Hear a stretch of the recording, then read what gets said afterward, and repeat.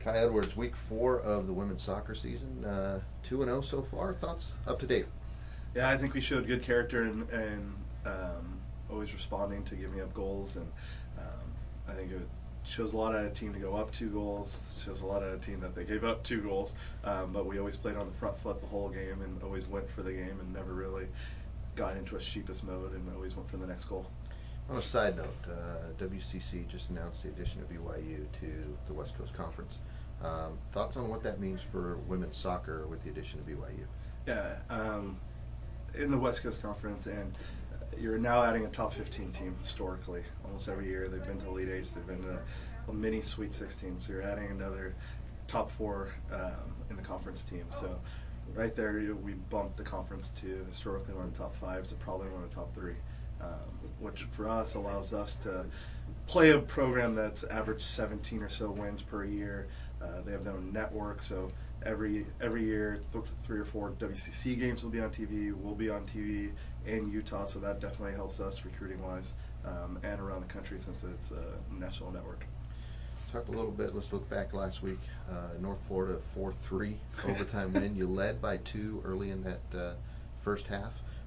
Just talk a little bit about the team scoring early, because they've done it now in the last 2 games, setting kind of that momentum. But then, at least in the North Florida game, giving up a couple of goals late in the first half. Yeah, I think it was pretty indicative of being a young team. They let their foot off the gas and were really afraid at some points to be winning 4-0. So I think they were content with being 2-0, which they'll learn that it's much more fun to just win 4-0 than try to make it into a tight game. But I think all in all, it was a good result. It was one of those games that the number one goal is to win, and to be put in an overtime situation this early in season will help later when it happens again. Linda Mato scored the game-winning goal. Just thoughts on what it meant for a freshman to score that, and just kind of setting the bar for your team. Yeah, Melinda's one of our defenders who's coming off injury. She actually used to be in national camp as a striker when she was 15. So what our thought was going to overtime was to play someone a little more fresh and something different. So for her, she was opportunistic. She stayed ready for the whole match, and 6 minutes goes in and scores. Had another shot that was deflected. So I think it's big to keep having youngsters score, and hopefully the older kids score also. Overall perspective of the weekend, 2 games coming up in Utah. Just talk about the collective weekend and what you're looking for out of this week. Yeah, it's a big weekend. It's the first time we go on the road. Utah's and Weber are very good at home historically in the last 12 years. They don't lose many games. You're pretty much playing against the whole state when you're up there. So it's a big weekend in that. Utah feature Pac-10 team.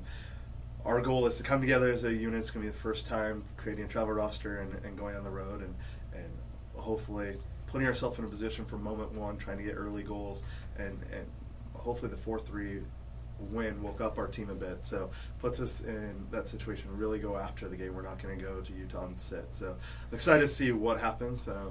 We never know with this team, but the one thing we do know is they'll work hard. Weber State on Friday.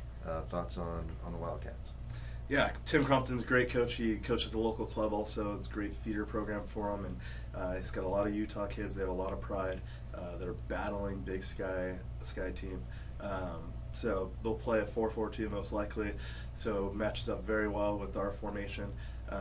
So I think if we play a quality style of soccer and play hard and not play nervous because we're on the road, I think we'll put ourselves in a position to win right away.